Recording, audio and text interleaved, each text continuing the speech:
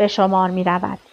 جان مارلو کلارد، رئیس سابق روابط عمومی کنسرسیوم نفت در ایران که به نام مستعار جان مارلو کتاب‌هایی نوشته است، در کتاب خود موسوم به خلیج فارس در قرن 20 درباره اهمیت ایران برای انگلستان چنین می‌نویسد: خلیج فارس در تاریخ امپراتوری انگلستان جای خاصی دارد. مدت‌های مدید در نظر انگلیس‌ها خلیج فارس منطقه‌ای از چشم افتاده بود که هیچکس حاضر به سکونت در آن نمی‌شد.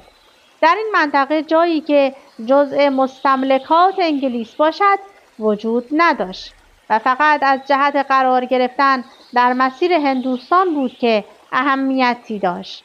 اما امروزه که هندوستان و دیگر مستملکات امپراتوری از دست رفته است، این منطقه گرم و خشک به درخشانترین جواهر تاج امپراتوری انگلستان یا اقلاً زرابخانه و انبار ذخایر گروه استرلینگ مبدل شده است. پیدا کردن علت این تغییر دشوار نیست. مهمترین علت البته نفت است. اگر به خاطر نفت نباشد، انگلستان میتواند از تعهدات خود در این منطقه به آسانی و با مسرت شانه خالی کند، همچنان که در مناطق دیگر که سابقاً اهمیتی داشتند این کار را کرده است.